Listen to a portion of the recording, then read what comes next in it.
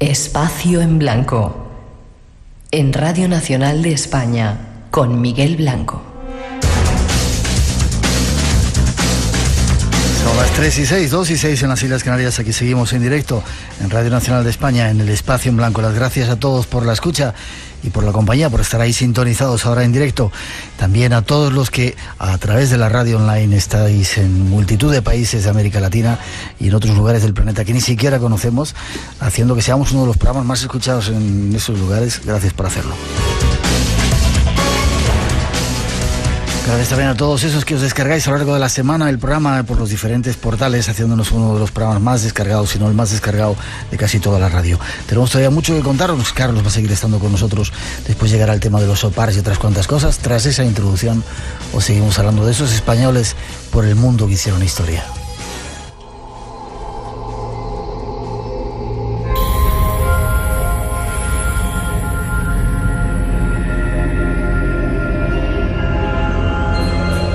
Los tercios españoles eran unos pocos miles de hombres que dominaron el mundo durante más de un siglo. La mejor infantería de su tiempo y posiblemente la mejor de la historia. Los tercios españoles revolucionaron el arte de la guerra, relegando a la caballería a un segundo plano y siendo el terror de todas las potencias europeas del momento.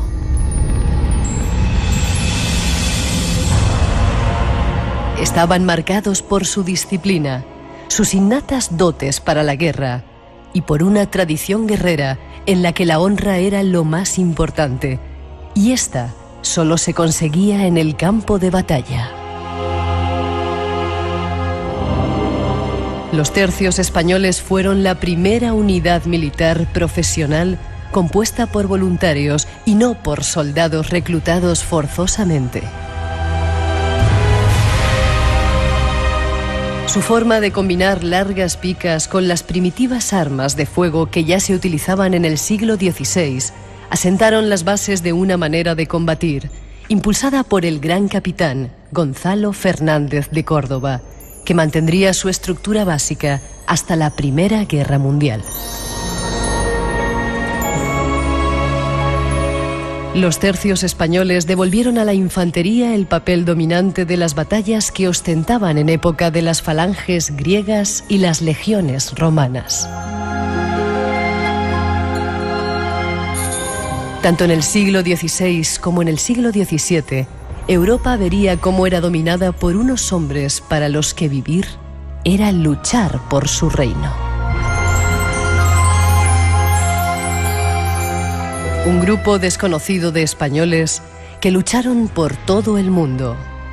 Es solo un ejemplo más. No hablas de ellos en este libro, pero yo te he oído hablar a ti de los tercios españoles. Debían ser una gente tremenda, ¿no? Todo el mundo era tremendo en esos tiempos. No, la verdad es que los tercios básicamente se circunscribían a Europa y al Mediterráneo, que es su zona de actuación. El tercio, como unidad orgánica, duró más tiempo de lo que se cree, porque aunque es verdad que el gran capitán no los forma como tal, a finales de la década de los años 30 del siglo XVI, ya más o menos la estructura orgánica básica estaba creada.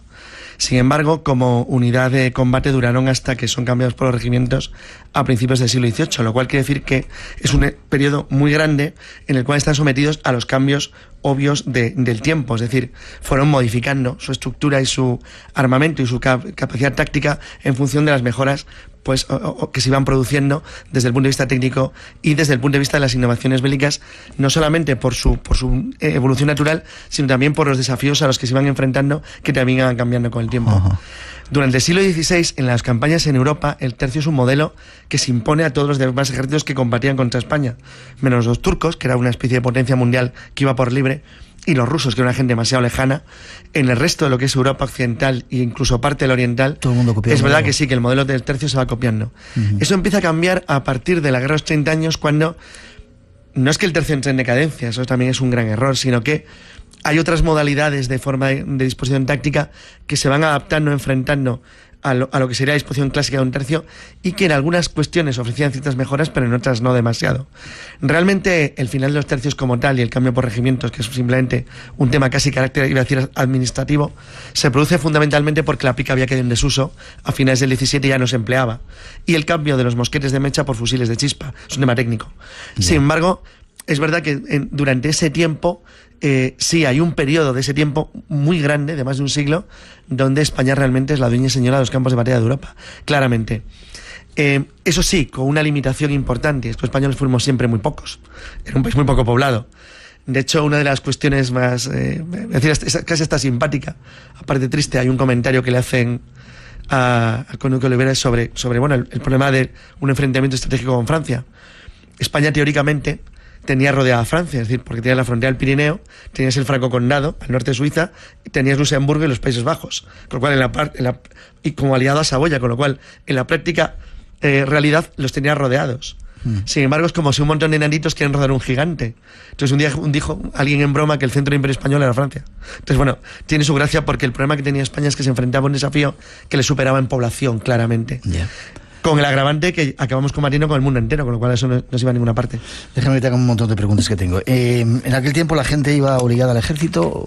Había de todo, había reclutamientos forzosos y voluntarios. En el tercio se intentaba al principio, en la medida de lo posible, que los reclutamientos fueran voluntarios, porque era la mejor manera de conseguir una estructura, entre comillas, armónica, que por lo menos funcionara un poco mejor y con cierto orden. El ratio de deserción de los ejércitos de esa época era enorme para lo que fue luego los ejércitos profesionales del siglo XVIII.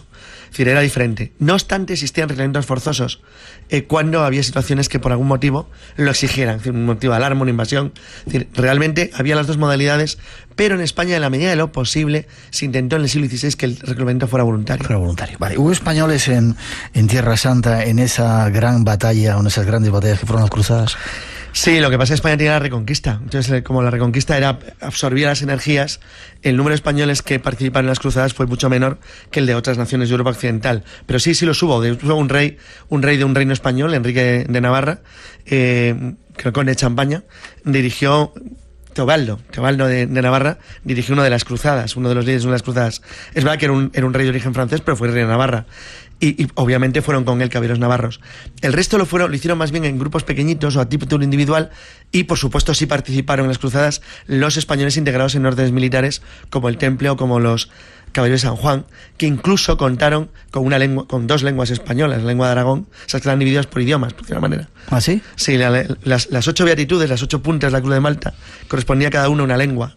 Entonces las lenguas eran Francia, Auvernia, Provenza, Italia, Alemania, Castilla, Portugal, que realmente era una, y Aragón. Entonces, realmente, ahí sí, los que estaban integrados en las órdenes militares, tanto en el Temple como en el San Juan, sí combatieron en Tierra Santa. Pero en general España las energías se las absorbía los musulmanes de aquí. Vamos a Asia, y quería dejar para la última parte Asia, y tienes en el libro La asombrosa aventura asiática de un clérigo. ¿Quién era este colega? Un tipo genial que se llama Ordóñez, que hizo una cosa única en el mundo, aunque nosotros no damos su viaje entero, y es que fue la primera persona que dio la vuelta al mundo partiendo desde América. ¿Qué dices? O sea, partiendo de lo que hoy es Ecuador y volviendo de nuevo allí. Entonces, es el primer... ¿Del Ecuador? Sí, de la Guayaquil es la primera persona que dio la vuelta al mundo, pero no partiendo desde Europa, sino desde América. Era un aventurero increíble. O sea, lo que cuenta es una cosa tan asombrosa que aunque solamente fuera verdad el 20%, y lo es más del 20%, ya merecería un lugar en la historia. Era un tipo realmente increíble, pero increíble. O sea, no hay palabras para explicarlo. Llevó adelante una aventura en su gigantesco viaje de recorrido que realmente... Bueno, no hay película que pueda explicar algo así. O sea, cualquiera de sus hazañas y de sus historias, en cualquiera de los puntos que cojamos, es decir, ya da para no una, da para 10 películas. Cuéntanos alguna. Él, cuando está navegando por las costas de lo que hoy es Camboya, y de Vietnam, de lo que es las costas de lo que luego se llamó, ahora Vietnam, en aquel entonces se acabó llamando Conchinchina, él tiene una aventura muy curiosa, y es que toma partido por una guerra civil. Entonces, en la guerra civil, él y su barco, un pequeño galeoncito que tenía, tiene que elegir uno de los bandos, elige un bando que le interesa y decide colaborar con él hasta el final. De manera que él y su barco deciden la guerra civil, básicamente. Porque claro, es como si tú tienes, no sé, estás en el mundo de una batalla de los Klingon, te apareces tú con el Enterprise, entonces, y haces una escabechina tremenda. Bueno, es algo parecido, una superioridad tan enorme que lo decide entero. Entonces, era una mezcla muy curiosa de aventurero, pirata, comerciante y al mismo tiempo religioso, o sea, lo mezclaba todo. Entonces, en sus aventuras, que es muy típico de las expediciones españolas en el 16, realmente era muy difícil distinguir qué era lo civil y qué era lo militar. De hecho, no era ninguna de las dos cosas. O sea, practicabas un poco de todo. Tú eras un comerciante, básicamente, pero si tenías que robar, pues robabas. Y tenías que matar, pues matabas. O sea, básicamente, todo estaba justificado siempre de alguna manera. Porque el justificarlo luego era muy fácil. Entonces, realmente decías, bueno, ¿eran piratas? Pues sí, también. ¿Eran exploradores? Sí, claro que eran exploradores. ¿Y eran comerciantes? Pues si era necesario, preferían vender y comprar que tener que combatir, pero si no había más remedio, pues combatían. Entonces realmente era una curiosa mezcla en la que había desde contrabando hasta venta, desde comercio legal hasta piratería, todo se mezclaba. Y realmente eso no hacía disminuir el valor de nada. Es decir, era algo totalmente honorable en la época. O sea, la palabra que luego utilizan los ingleses de caballeros de fortuna para los piratas, que es un eufemismo, es gracioso, pero es que era la verdad. Es decir, eso no te quitaba o daba méritos, formaba parte de lo que era la vida del mundo de la época. ¿Y por qué conocemos tan poco de este personaje? Pues porque realmente la mayor parte de los grandes aventureros españoles, da igual, Ordóñez, Capitán Contreras, cualquiera de los que tú quieras, sus obras no han sido reeditadas de manera muy habitual y no son conocidos dentro del ámbito educativo, con lo cual no forman parte de las historias que conocen los niños desde que empiezan a leer. Es decir, si fueran ingleses, cualquier niño inglés sabe quién es James Cook, porque lo estudian de manera profunda, pero muy pocos niños españoles saben, por ejemplo, quién es Malaspina. Entonces, estas diferencias, o lo haces en el colegio o nunca lo vas a hacer. Entonces, claro, no hay una especie de tradición de que esto sea conocido, sabido y además explotado en, pues no sé, desde cómics hasta cuentos, de películas hasta cine. Entonces, al no haber todo eso, pues no lo sé. Iba a decir, la serie más vista de España, me parece, una de las más vistas, es un disparate de una especie de ninja absurdo pegando saltos por la Mancha. O sea, que es Águila Roja, es un disparate. Es decir, lo hacemos al revés todo. O sea, hay algo que no nos entra bien en nuestro cerebrillo y no sé por qué. Déjame que hagamos una pequeña pausa. 3 y 18, 2 y 18 en las Islas Canarias, 900, 137, 137. Aún estáis a tiempo de llamarnos. Espacio en Blanco. Mucho más de lo que puedas imaginar. Con Miguel Blanco.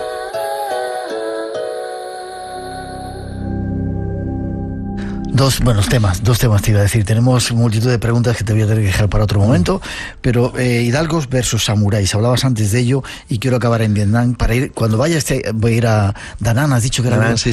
Cuando vaya este verano voy a ir a Vietnam. Te diré dónde está el sitio y tienes que ir a verlo. Quiero ir a ver esa tumba, queremos terminar con eso.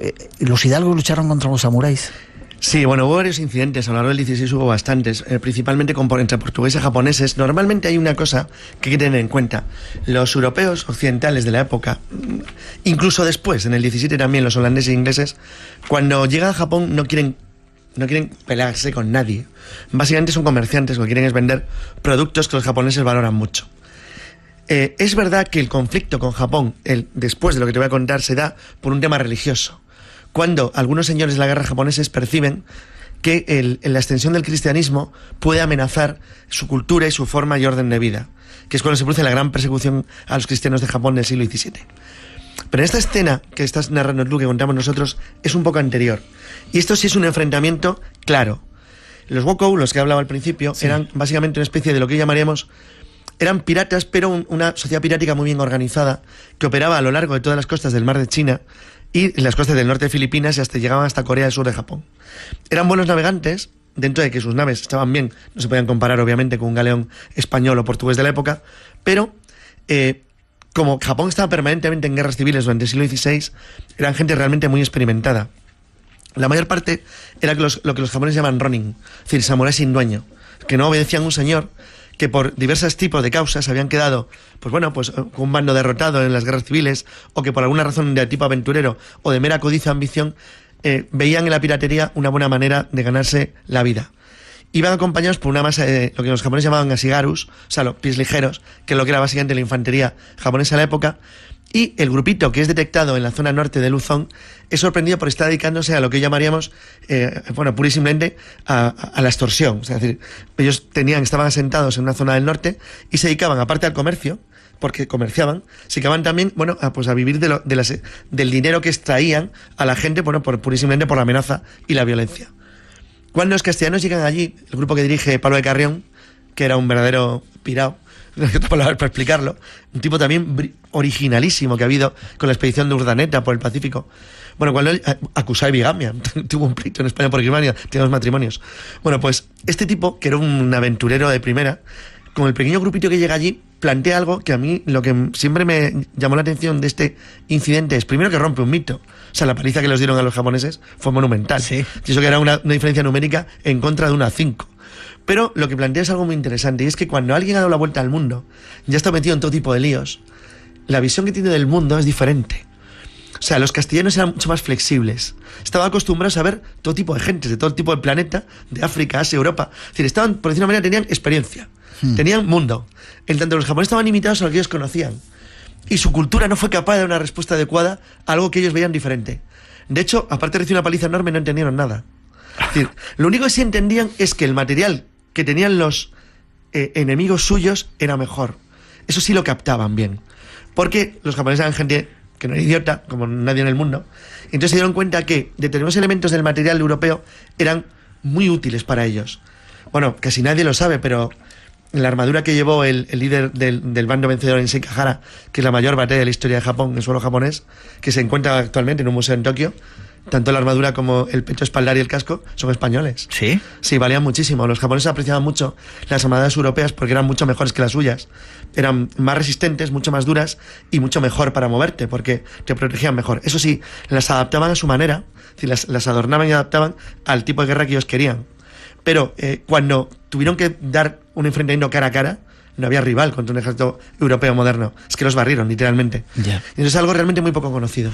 Tengo 1000 preguntas. Dice que ¿por qué no te hacen a ti guionista para hacer historias? La historia de ese que has dicho que caminaba por la Mancha. ¿Cómo era? No, broma, no, Águila Roja. Águila Roja, y hacer series serias. Están los saltos. Vale, Sí. y que repitas el nombre del navegante que dio la vuelta al mundo saliendo desde América. Ordóñez, sí. Ordóñez. Era un clérigo, además, es verdad. Y además Jacobo como tal, porque luego volvió al seno de la iglesia después de dedicarse a la piratería, al comercio, a la aventura. Sí, volvió. Se hizo bueno de nuevo. Vale, vamos a Darana, a Vietnam. ¿Qué es esa tumba? ¿Cómo llegaron ahí esas piezas españolas? En 1858 se produjo un incidente en el reino anamita, y es que en la Conchinchina, ocurría cada cierto tiempo en Asia, cuando las sociedades asiáticas se veían muy amenazadas, muchas veces los gobernantes reaccionaban con violencia contra los cristianos, a los que percibían como una especie de quinta columna en su reino. Entonces, mataron, entre otros, al obispo de Saigón, y que era español en aquel entonces, y mataron a varios religiosos franceses y españoles. Entonces, Francia y España deciden lo que hacía Europa en ese momento. Europa en el siglo XIX no aceptaba, por una potencia europea, ser ultrajadas, entre comillas, por ninguna nación del mundo. Y decidieron dar una respuesta militar, en el otro lado del mundo. Obviamente, Francia, que no tenía en aquel entonces grandes puntos de apoyo entre la India y China, carecía de puntos intermedios, pero ella los ambicionaba. Entonces le vino muy bien el pretexto para poder iniciar los primeros pasos de lo que luego fue su asentamiento en Camboya, Vietnam y Laos, o sea, lo que ellos llamaban entonces Annam y la Conchinchina. Pero en aquel entonces, que todavía no estaba muy consolidado su poder allí, necesitaban ayuda. Entonces, como España había sido también ofendida, también entre comillas, por el asesinato de los religiosos, sirvió como pretexto para una expedición militar conjunta. Era básicamente francesa, pero el núcleo más sólido era español, porque venía de Filipinas. Entonces eran guerreros tagalos, eran indígenas tagalos con oficiales españoles, que fueron enviados a la Conchinchina para una campaña en la jungla terrorífica que duró casi 4 años, en las cuales prácticamente todos los que participaron acabaron muriendo, porque los dejaron literalmente abandonados. Es decir, hubo 200 que los abandonaron prácticamente en Saigón. España en aquel entonces entró en guerra con Marruecos, se olvidó todo el mundo que había una guerra en el otro lado del mundo, los dejaron ir, pero consumirse como quien va poco a poco. Es una historia realmente apocalíptica de alguien envuelto durante años y años de guerras en junglas, pantanos y selvas contra un enemigo cada vez más esquivo y difícil, y sin ayuda, sin esperanza, sin refuerzo, sin sustitución, sin nada. Es una historia realmente, para cualquiera que la vea, yo creo que realmente muy llamativa. Déjame que... dicen que si existió algún pirata español. Para aburrir. ¿Sí? Hombre, claro, somos una de las naciones navegantes del mundo. Bebe agua, espera, ponemos un poquito de música, bebe agua.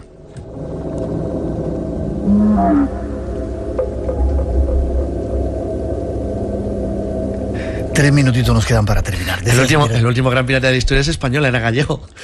Claro. Ana, gallego, una mujer. Sí, era gallego. Era gallego. El último gran pirata del Atlántico, los 3 últimos, desde Pedro Gisbert, que era un cubano de origen catalán, hasta el último, eran todos españoles. Sobre él escribí un artículo hace tiempo para una revista que luego hice una versión en internet. Realmente, ¿cómo no haber piratas españoles? Claro que sí. Otra cosa es que normalmente la nación dominante suele ser el agredido. La diferencia o el matiz entre pirata y corsario no es tan sencillo como podría decirse de manera académica. Es decir, yo podría decir ahora que corsario es el que ataca a naciones enemigas de tu reino con una patente que emite un gobierno soberano, y pirata es el que ataca a cualquiera. Pero bueno, eso se confundía muy a menudo. De hecho, normalmente los corsarios actuaban como piratas, porque atacaban cualquier cosa que venía primero porque no sabían dónde era el barco contrario. Eso de que no sabían leer, no sabían escribir, no les importaba dónde era la bandera. En la práctica era casi imposible distinguir uno de otro. Claro, España tiene piratas para aburrir, sobre todo porque la piratería es una actividad muy lucrativa cuando hay dinero y tráfico comercial. Y toda nación navegante del mundo ha generado en algún momento piratas. Lo que ocurre es que el momento de máximo esplendor español suele coincidir con que la gran potencia es normalmente la agredida. Es decir, los ingleses no empiezan a sufrir ataques piratas hasta que se convierten en una gran potencia. Los primeros piratas son ellos. Es decir, es verdad que los grandes piratas del Atlántico son ingleses, holandeses y franceses, pero hay portugueses, españoles y de todos lados. Ya. Para terminar casi, ¿para cuándo un libro? Dicen sobre la cerveza, no sé dónde se sacan eso. No me has traído a mi cerveza. Estoy haciendo un libro de historia de la cerveza española, pero que sale muy pronto. ¿Ah, sí? Sí, pero es una cosa interna para nosotros mismos, para maridos viejos.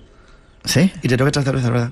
Me tienes que traer cerveza. Yo no bebo, pero probaré la tuya. La última. Hola. ¿Hubo españoles en la sublevación de los boxers de China? No sé. No, porque España acaba de perder sus últimas posiciones en Filipinas. Los últimos restos de una parte de los prisioneros que habían caído en manos tagalos son devueltos el año anterior. España no tenía concesiones territoriales en China, nunca las quiso.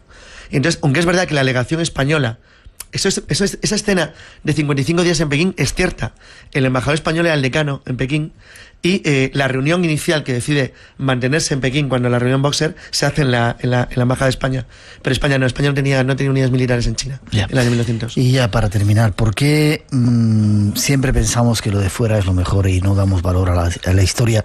Tremenda historia, para mí mucha de ella desconocida, de confesártelo, supongo que para muchos de nuestros oyentes, que nos estás descubriendo tú esta Pues vez. aunque no lo crees, es un complejo muy reciente que viene en el siglo XX, no es anterior. Muy reciente, sí, hasta el siglo XIX. O sea, yo creo que los manuales escolares españoles hasta 1900 poco eran prácticamente iguales, dentro de su grandilocuencia y nacionalismo, que era un defecto general, a como podían ser en cualquier nación de Europa.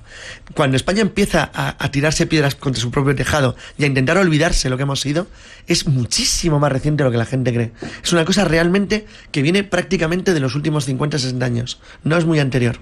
¿Y por qué? No lo sé, nunca lo he entendido. Además es que no lo entiendo, te lo digo sinceramente, no lo entiendo.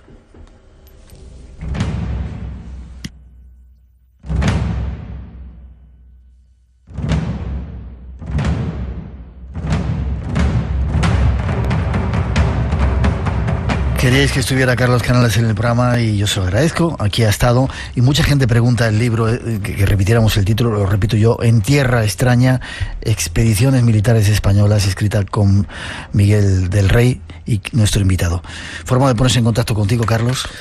Bueno, ahora mismo lo más cómodo, curiosamente, hasta que mis páginas web vuelvan a la vida, que tienen 10 años y van a volver ahora en unos 15 días, pero es que son 10, es que son muchísimas. 10 páginas. Es que están todas interconectadas, porque voy a tener una que se llama La Anaquel, que es toda la historia de todos los programas de radio que he tenido, y de todo, o sea, absolutamente todos. Y eso me ha llevado años, ¿eh? Entonces iré cargándolo poquito a poquito, pero las básicas, carloscanales.es, que el dominio obviamente existe, equiral.com, me he vuelto a leer otra vez. Yo creo que va a estar en unos 10 días, no más. Ya. ¿Pondrás algún programa del Espacio en Blanco ahí? Por supuesto, sí. Vale. Y por supuesto en Facebook son muy fácil de encontrar. Ha sido un placer, gracias por haber estado con nosotros, por esta lección de historia, por abrirnos tantas puertas que trataremos de seguir. Gracias. Espero seguir viéndote y seguir viéndote bien. Claro que sí. Gracias. Igualmente. Hasta luego. 3:30, 2:30 en las Islas Canarias. Unas pocas noticias de nuestro compañero David Martín y seguimos.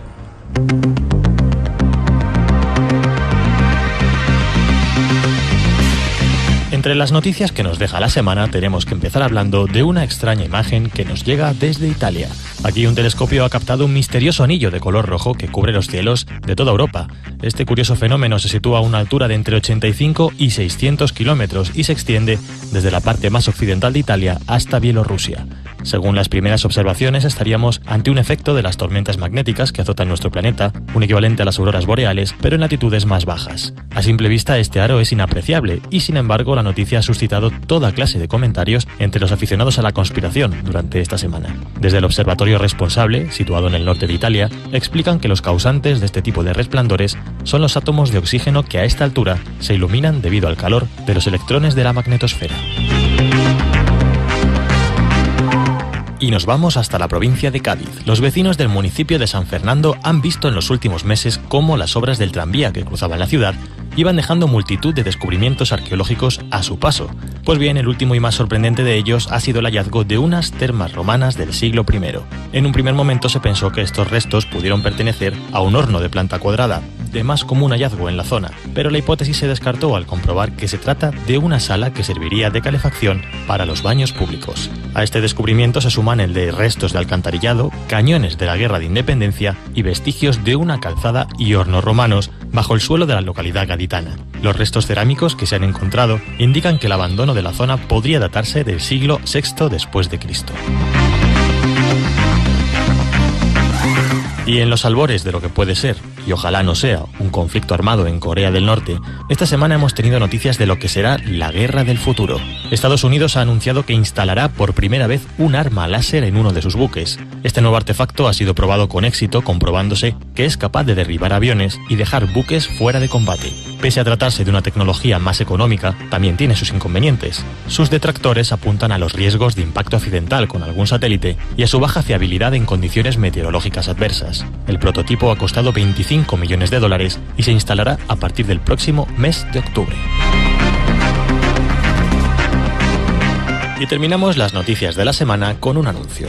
Mucha atención a los amantes de la astronomía, porque a partir del próximo día 16 llegan las Líridas. Para no perderos nada de esta vistosa lluvia de estrellas, que durará hasta el 25 de abril, ya lo sabéis, alejaos de lugares iluminados, llevad ropa de abrigo, asiento cómodo y sobre todo, paciencia. La máxima actividad se espera el próximo fin de semana, así que en 7 noches tenéis 2 citas. Una en el cielo, con las Líridas, y otra, como siempre, en Radio Nacional, con toda la actualidad del misterio, aquí, en Espacio en Blanco.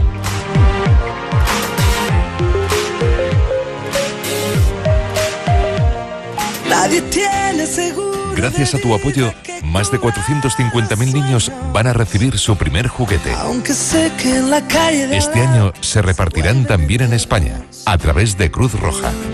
a la corte del Radio Nacional y la Fundación Crecer Jugando, con la colaboración de la Ciudad de las Artes y las Ciencias de la Generalitat Valenciana. Gracias al bolígrafo solidario, tu juguete llega. Radio Nacional.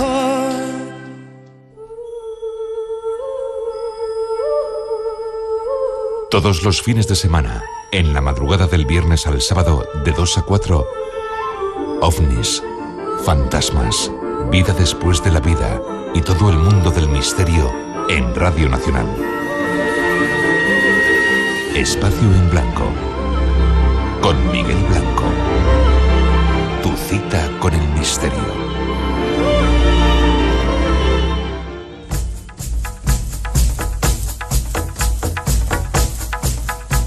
3:34, 2:34 en las Islas Canarias. Seguimos en directo aquí en el Espacio en Blanco, en Radio Nacional, y tras las noticias que ha preparado nuestro compañero, seguimos con más temas. Este es uno que nos habéis pedido.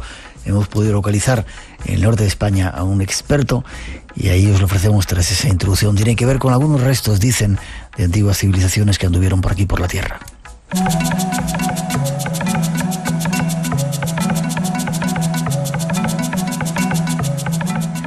Los O-Parts, acrónimo de Out of Time Parts, u objeto fuera del tiempo, son objetos a los que la ciencia convencional no encuentra explicación alguna. Es un término acuñado por el zoólogo estadounidense Ivan T. Sanderson. Hace referencia a objetos paleontológicos y arqueológicos que en apariencia provienen de lugares o épocas donde se cree que era imposible su existencia por sus características y complejidad tecnológica. Existen en todo el mundo y hasta ahora desafían a la lógica por no tener una explicación convincente para su existencia. acompañarnos durante los próximos minutos en un viaje por el planeta para su descubrimiento.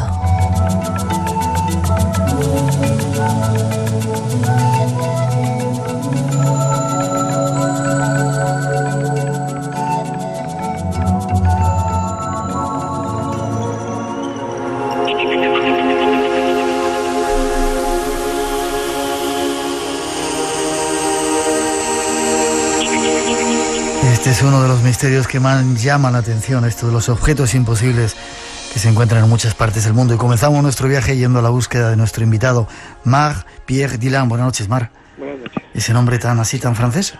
Herencia de mi madre. Herencia de tu madre. Bueno, tú eres licenciado en Historia y escritor. Has escrito un libro que se llama OPARS, Objetos Imposibles. ¿Qué te ha interesado desde el punto de vista de la historia de estos objetos imposibles? ¿Por qué? Bueno, me ha interesado el hecho de que muchos de ellos, o la conjunción de todos, suponen una ruptura total de lo que entendemos como la historia comúnmente aceptada. Ajá. ¿Y el que más te haya llamado la atención? Pues posiblemente la máquina antiquitera. La máquina antiquitera. Seguramente hablaremos un poquito de ella, aunque es bastante conocida. Yo quiero que me cuentes otras cosas. Sí. Quizá con toda esta serie, entre comillas, de evidencias, mucha gente no lo admite todavía, hubiera que reescribir la historia de otra manera, ¿verdad? Si se tienen como evidencias ciertas, desde luego. Hay algunos que presentan un desafío insoslayable a la historia entendida como la entendemos hoy en día. Uh-huh. ¿En qué lugar se han encontrado del mundo más restos de estos objetos imposibles? No sé si hay algún lugar donde haya más. No, lo cierto es que se han encontrado a lo largo y ancho de todo el mundo, lo cual, por otra parte, no deja de ser sino una prueba más de su validez, de su realidad histórica. Ya. Antiquitera, decías, la máquina antiquitera, la máquina que llegó del futuro. Hablas tú en un capítulo de tu libro. Cuéntanos un poco brevemente, porque quiero que me cuentes un montón de datos acerca de una gran cantidad de estos OPARS. ¿Qué es? Una pieza que se encuentra en los fondos de Grecia, ¿no? Unos pescadores. Es, digamos, un conjunto de piezas que, unidas todas ellas, daría lugar a una máquina de una precisión tecnológica que no podía existir según la ciencia establecida, según la historia establecida, en el momento en el cual fue construida, que es el siglo I antes de Cristo. ¿Siglo I antes de Cristo? Sí. ¿Quién la hizo? Pues no lo sabemos. Hay bastantes elucubraciones. Desde luego sabemos que es de la cultura griega. Uh-huh. Sabemos que existe y por lo tanto sabemos que alguien la hizo. Yo desde luego no creo que llegara del futuro ni que la trajeran de ningún otro sitio. Ya. ¿Y para qué podía servir, Marc, esa pieza? Pues principalmente para hacer dataciones concretas y muy específicas de material astronómico, para hacer predicciones, insisto, muy, muy concretas y muy exactas sobre el movimiento de la órbita celeste. Qué curioso, ¿no? Sí. ¿Quién conocería esos datos en el siglo antes de Cristo, primero antes de Cristo, no? Sí, pues es evidente que alguien los conocía porque alguien fue capaz de hacer algo muy, muy preciso y que exige un gran conocimiento técnico. Ya, alguna gente, rayando un poco así con teorías locas y conspiranoicas, dicen que es una máquina que puede haber venido del futuro. Sí, bueno, así es como tituló su estudio sobre esta máquina el inefable Erich von Däniken. Erich von Däniken. Ya, curioso. Hacemos una mínima pausa antes de ir a ver algunos mapas imposibles.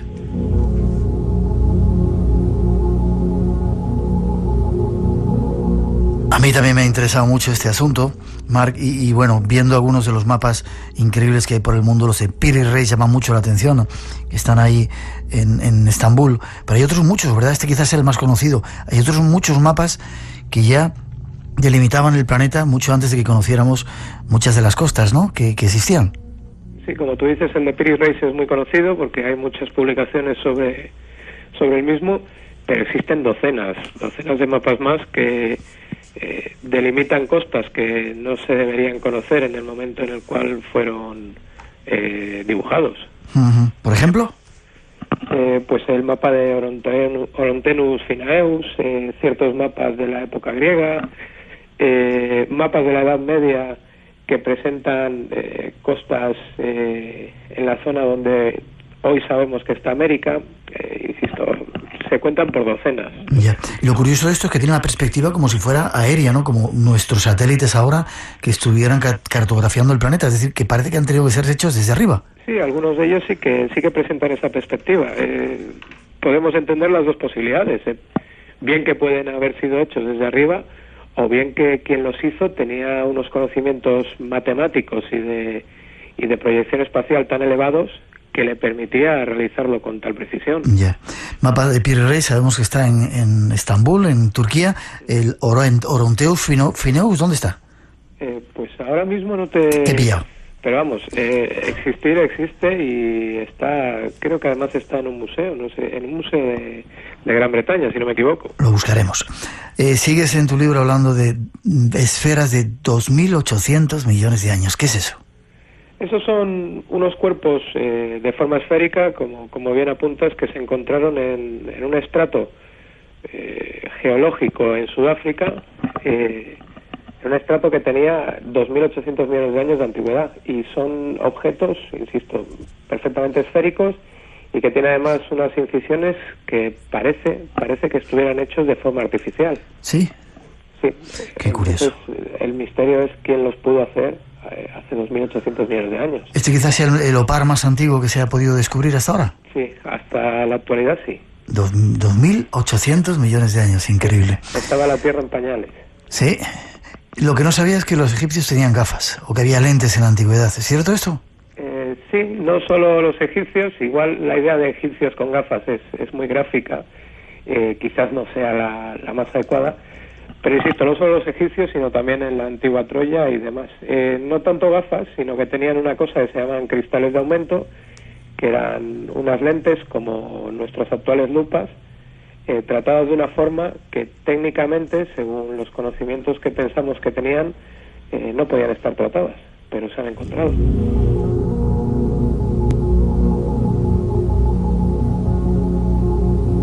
Dando un repaso por la historia, saltamos desde Egipto, Troya, por ejemplo, y nos vamos a Mesopotamia, y hay quien dice que había electricidad, que había gente que ya conocía la electricidad, incluso en Egipto hay algunas pilas y cosas que parecen bombillas, ¿no? Pero en Mesopotamia, ¿qué pasaba?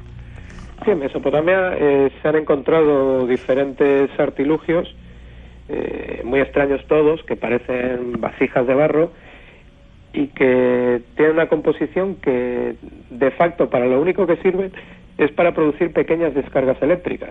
Unas descargas, insisto, muy pequeñitas, no servirían para iluminar la ciudad, pero sí servían, por ejemplo, para darle una pátina plateada a un metal menos precioso que la propia plata. Es decir, en Mesopotamia se timaba con la ayuda de estas pequeñas pilas. Ah, ¿y lo utilizaban para timar? Sí, es una de las explicaciones, yo creo que la más plausible. Hay otra que se dice que se utilizaban a modo de analgésico, pero bueno, yo creo que la idea de timar con la ayuda de la electricidad en la Mesopotamia hace más de 2 milenios es muy atractiva, ¿no? Es curioso. ¿Galvanoplastia se llamaba eso? ¿Hacían eso o me he inventado el nombre? ¿Perdón? ¿La galvanoplastia era? Sí, correcto. Ya, qué curioso. Si damos un salto nos vamos a... Bueno, ¿había cráneos horadados con balas en la prehistoria? Sí, eso es uno de los... Yo en esta obra lo que he pretendido hacer, aparte de recoger los opars más conocidos, he intentado desmontar algunos falsos mitos que se dan por muy reconocidos en este mundo. Uh-huh. Y uno de ellos es este de los cráneos horadados. Estos son cráneos de hombres prehistóricos que presentan orificios perfectamente circulares. Entonces cualquiera que lo vea podría pensar que es un orificio de bala. ¿Quién podía estar cazando con escopetas en la prehistoria? Bueno, en realidad está demostrado por la ciencia que lo que presentan estos cráneos no es sino las consecuencias de una infección en el oído que poco a poco supuraba y iba haciendo esta incisión tan perfecta. O sea que no son balas. No son balas. Me interesaba mucho dejar también, desmontar falsos mitos, porque creo que le da más fuerza a los que son reales. Ciertamente, hay mucha teoría también y mucha leyenda acerca de los opar, ¿no? ¿Verdad? Y poca comprobación acerca de lo que es realmente cierto, ¿no? Sí, correcto. Hay muchas teorías muy fantasiosas que al final lo que acaban es por enterrar a las verdaderas, pocas o muchas que tienen visos de ser ciertas. Claro. Pisadas antiguas que desafían el conocimiento en el río Paluxy. ¿Esto es cierto? Os hablaba de huellas de botas en estratos de miles de años de antigüedad. Sí, correcto. Aquí el problema es que nos encontramos con una pisada, pero perfectamente visualmente es una pisada de un ser humano, además de un ser humano que calzaba algún tipo de bota, de zapato, de cualquier calzado, y resulta que esta pisada, o este ser humano, o lo que fuera, pisó un trilobite, que es un animal extinguido hace muchos millones de años. ¿Y hay constancia de que eso es cierto? Es decir, que el trilobite está aplastado o pisado por esa huella, por esa bota. Hay constancia, existen fotografías, se conserva todavía ese estrato y hay constancia de que eso existe. Otra cosa es la explicación que quieran dar. Ha habido paleontólogos que han apuntado a que en realidad es una pisada de un dinosaurio, una teoría un poquitín, yo creo que cogida por los pelos. Sí. Bueno, se pueden apuntar diferentes explicaciones. Yo creo que me parece muy interesante por lo menos plantear el enigma y luego que cada cual extracte sus propias conclusiones. ¿Y hay más huellas de pisadas en el mundo, aparte de esta de la huella en el río Paluxy? Sí, hay muchas repartidas por todo el mundo y curiosamente hay muchas repartidas en la parte sur de Estados Unidos. En este lugar donde las teorías evolucionistas están vistas con malos ojos, pues parece que han aparecido más, lo cual nos lleva a pensar en que también muchas de ellas pueden ser falsificaciones para buscar un apoyo para teorías creacionistas. Qué curioso.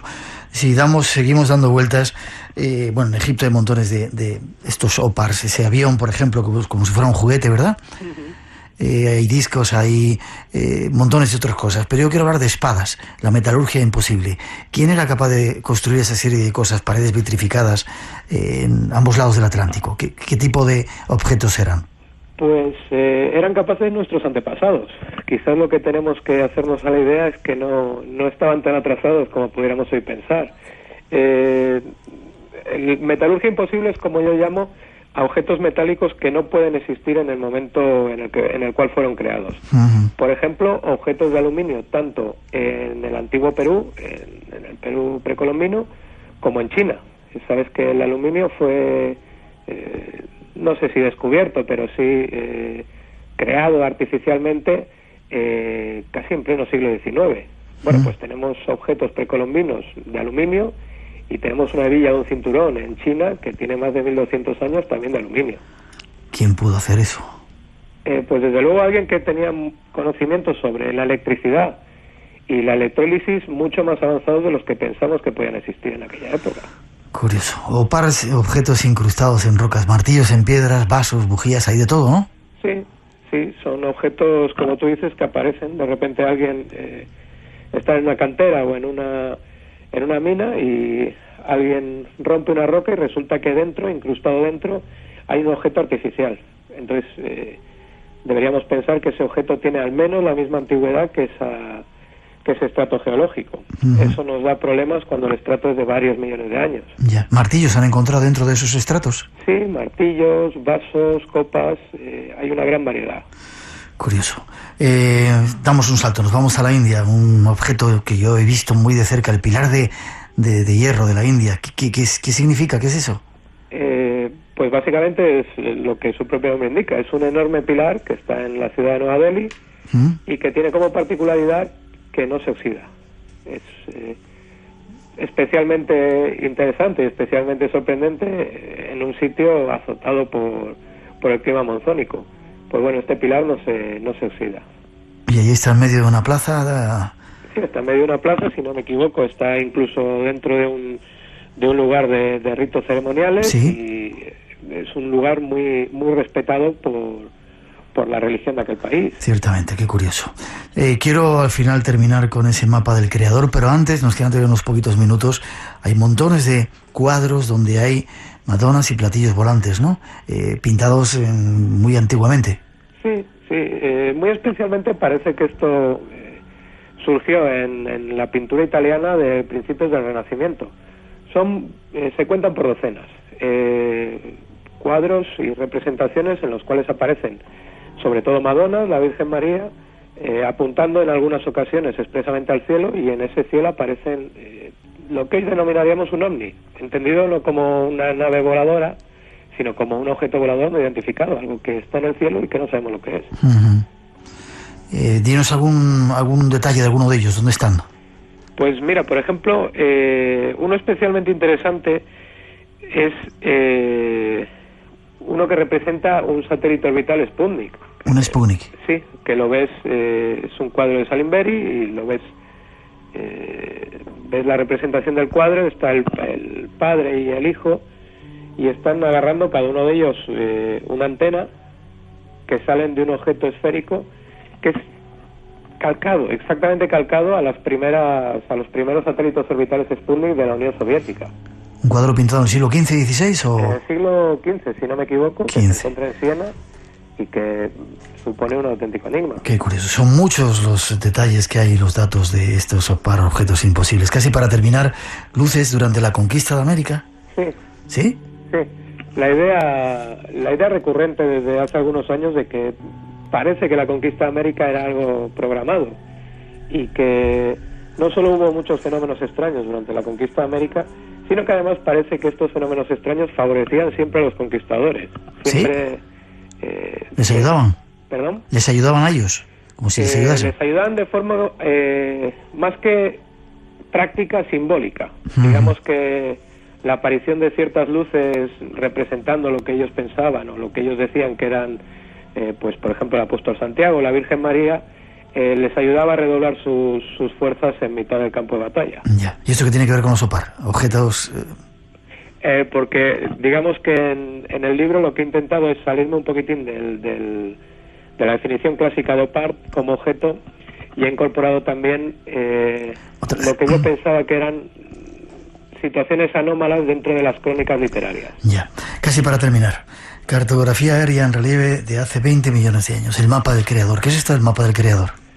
Bueno, el mapa del creador, o la piedra de Nazca, básicamente lo que es una lápida enorme encontrada en Rusia y que parece que representa, en la cual aparece representado de forma en relieve, el relieve, valga la redundancia, de la zona de los Urales hace más de 10.000 años.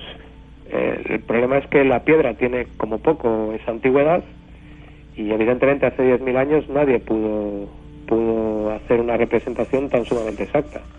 Qué curioso.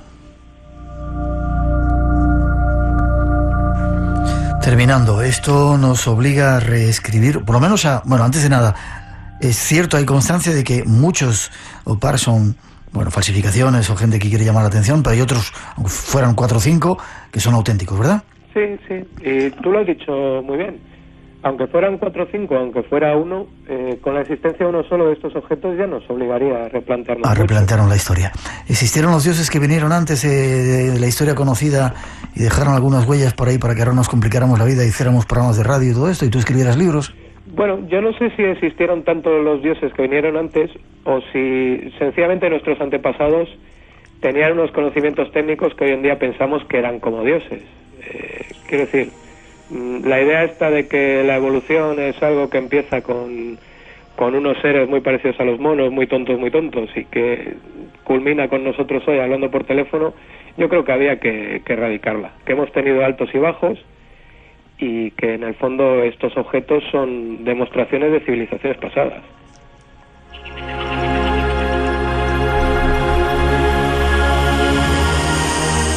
OPAR, Objetos Imposibles, escrito por Marc-Pierre Dillon. Gracias, Mar. ¿Alguna forma de contacto contigo para descubrirte algún OPAR más que haya por ahí? Si tienes página web o... Para los oyentes, si quieren, en mi página de Facebook. Sí. Que me buscan en Facebook con el mismo nombre, Marc-Pierre Dillon, y yo ahí estaré encantado de compartir tanto mis investigaciones como de charlar con quien quiera hacerlo. Será un placer. Espero verte también por ahí por el norte, por esos lugares, Cantabria y Asturias, esos lugares llenos también de misterios algún día, ¿vale? Muy bien. Está bien. Déjame hacerte una pregunta. ¿Tú crees en los fantasmas o los espíritus? No. ¿No? No. Bien. ¿Y crees en la reencarnación? Tampoco. ¿En Dios? No. Sí, de hecho sí suena fatal. No, pero al mismo tiempo no quiero ser de esas personas que han perdido la magia de creer en algo. No sé. ¿Crees en la astrología? Sí, por supuesto, por lo menos eso tiene sentido, ¿verdad? Tú eres Escorpio y yo Sagitario, por eso nos llevamos bien. No. Hay una cita de Einstein que me gusta muchísimo. Dice más o menos, si has perdido la fe en la magia o en el misterio, es como si hubieses muerto. Sí, me gusta.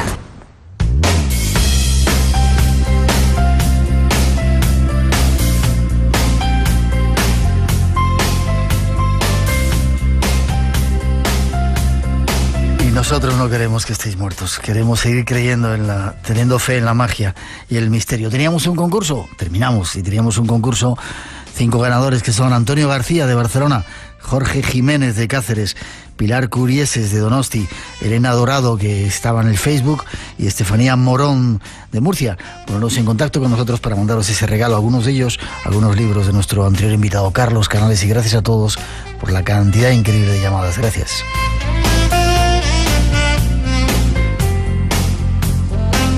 Gracias por la escucha también y por la compañía y por ayudarnos a llenar este espacio en blanco. Las gracias a Rubén de Felipe y Margasca que controlaron nuestro sonido. La semana que viene más regresaremos con temas inquietantes a aprender y a obtener respuestas de este mundo del misterio que nos gusta. Disfrutar de la primavera que llega y nos vemos en 7 días aquí en vuestra casa, en la casa de la radio, en Radio Nacional. Y hasta las 4 os dejamos con un poquito de nuestra mejor música y la recomendación de que sigáis después en esta sintonía degustando España con Paloma Zuriaga. Pasadlo bien, buena semana.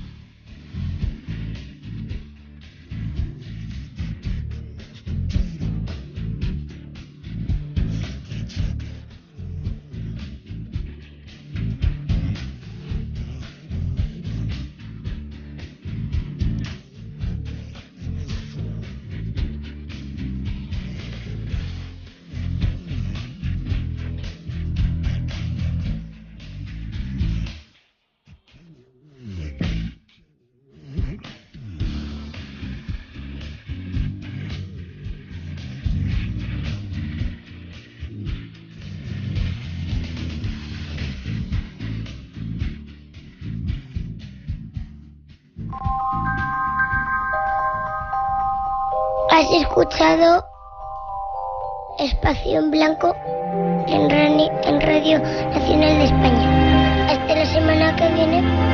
Feliz semana.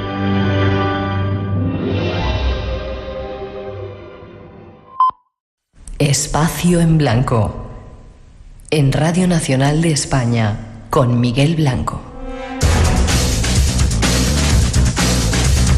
Las 3 y 6, 2 y 6 en las Islas Canarias. Aquí seguimos en directo en Radio Nacional de España, en el Espacio en Blanco. Las gracias a todos por la escucha y por la compañía, por estar ahí sintonizados ahora en directo.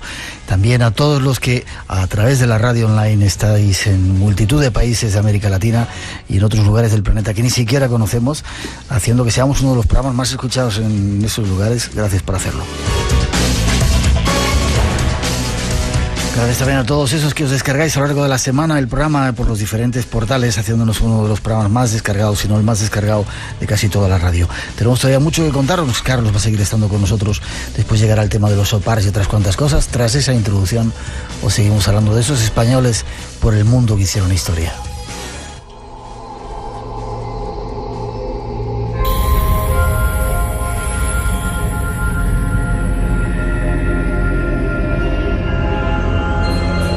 Los tercios españoles eran unos pocos miles de hombres que dominaron el mundo durante más de un siglo.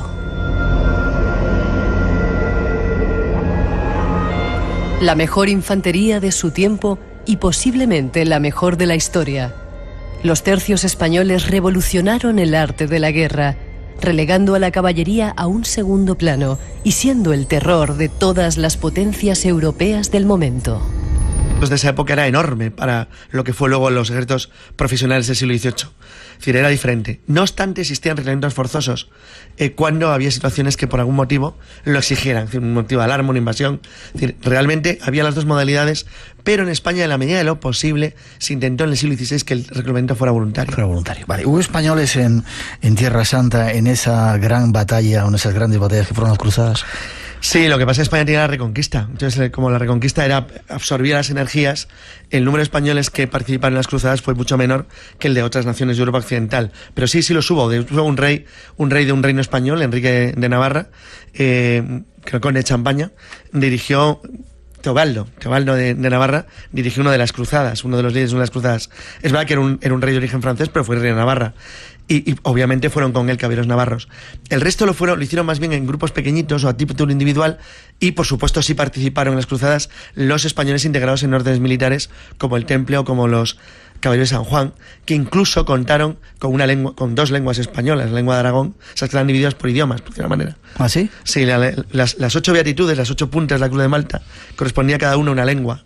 Entonces, las lenguas eran Francia, Auvernia, Provenza, Italia, Alemania, Castilla, Portugal, que realmente era una, y Aragón. Entonces, realmente... Ahí sí, los que estaban integrados en las órdenes militares, tanto en el Temple como en el San Juan, sí combatieron en Tierra Santa. Pero en general España las energías se las absorbía los musulmanes de aquí. Vamos a Asia y quería ver... Estaban marcados por su disciplina, sus innatas dotes para la guerra y por una tradición guerrera en la que la honra era lo más importante. Y esta solo se conseguía en el campo de batalla. Los tercios españoles fueron la primera unidad militar profesional compuesta por voluntarios y no por soldados reclutados forzosamente. Su forma de combinar largas picas con las primitivas armas de fuego que ya se utilizaban en el siglo XVI asentaron las bases de una manera de combatir, impulsada por el gran capitán Gonzalo Fernández de Córdoba, que mantendría su estructura básica hasta la Primera Guerra Mundial. Los tercios españoles devolvieron a la infantería el papel dominante de las batallas que ostentaban en época de las falanges griegas y las legiones romanas. Tanto en el siglo XVI como en el siglo XVII, Europa vería cómo era dominada por unos hombres para los que vivir era luchar por su reino. Un grupo desconocido de españoles que lucharon por todo el mundo. Es solo un ejemplo más. Los tercios como tal y el cambio por regimientos, que es simplemente un tema casi carácter, iba a decir, administrativo, se produce fundamentalmente porque la pica había quedado en desuso, a finales del XVII ya no se empleaba, y el cambio de los mosquetes de mecha por fusiles de chispa, es un tema técnico. Sin embargo, es verdad que durante ese tiempo, sí, hay un periodo de ese tiempo muy grande, de más de un siglo, donde España realmente es la dueña y señora de los campos de batalla de Europa, claramente. Eso sí, con una limitación importante, es que los españoles fuimos siempre muy pocos, era un país muy poco poblado. De hecho, una de las cuestiones más, es casi hasta simpática, aparte triste, hay un comentario que le hacen al conde Olivera sobre bueno, el problema de un enfrentamiento estratégico con Francia. España teóricamente tenía rodeada a Francia, es decir, porque tenía la frontera del Pirineo, tenías el Franco Condado al norte de Suiza, y tenías Luxemburgo y los Países Bajos, con lo cual y como aliado a Saboya, con lo cual en la práctica realidad los tenía rodeados. Sin embargo, es como si un montón de enanitos quieren rodar un gigante. Entonces un día dijo alguien en broma que el centro del Imperio Español era Francia. Entonces bueno, tiene su gracia porque el problema que tenía España es que se enfrentaba a un desafío que le superaba en población, claramente. Con el agravante que acabamos combatiendo con el mundo entero, con lo cual eso no se iba a ninguna parte. Déjame que te haga un montón de preguntas que tengo. ¿En aquel tiempo la gente iba obligada al ejército? Había de todo, había reclutamientos forzosos y voluntarios. En el tercio se intentaba al principio, en la medida de lo posible, que los reclutamientos fueran voluntarios, porque era la mejor manera de conseguir una estructura, entre comillas, armónica, que por lo menos funcionara un poco mejor y con cierto orden. El ratio de deserción de los ejércitos... No hablas de ellos en este libro, pero yo te he oído hablar a ti de los tercios españoles. Debían ser una gente tremenda, ¿no? Todo el mundo era tremendo en esos tiempos. No, la verdad es que los tercios básicamente se circunscribían a Europa y al Mediterráneo, que es su zona de actuación. El tercio, como unidad orgánica, duró más tiempo de lo que se cree, porque aunque es verdad que el Gran Capitán no los forma como tal, a finales de la década de los años 30 del siglo XVI, ya más o menos la estructura orgánica básica estaba creada. Sin embargo, como unidad de combate duraron hasta que son cambiados por los regimientos a principios del siglo XVIII, lo cual quiere decir que es un periodo muy grande en el cual están sometidos a los cambios obvios del tiempo, es decir, fueron modificando su estructura y su armamento y su capacidad táctica en función de las mejoras que se iban produciendo desde el punto de vista técnico y desde el punto de vista de las innovaciones bélicas, no solamente por su evolución natural, sino también por los desafíos a los que se iban enfrentando, que también iban cambiando con el tiempo. Uh-huh. Durante el siglo XVI, en las campañas en Europa, el tercio es un modelo que se impone a todos los demás ejércitos que combatían contra España, menos los turcos, que era una especie de potencia mundial que iba por libre, y los rusos, que era una gente demasiado lejana. En el resto de lo que es Europa occidental e incluso parte del oriental, todo el mundo copia. Es verdad que sí, que el modelo del tercio se va copiando. Uh-huh. Eso empieza a cambiar a partir de la Guerra de los 30 años, cuando no es que el tercio entre en decadencia, eso también es un gran error, sino que hay otras modalidades de forma de disposición táctica que se van adaptando, enfrentando a lo que sería la disposición clásica de un tercio, y que en algunas cuestiones ofrecían ciertas mejoras, pero en otras no demasiado. Realmente, el final de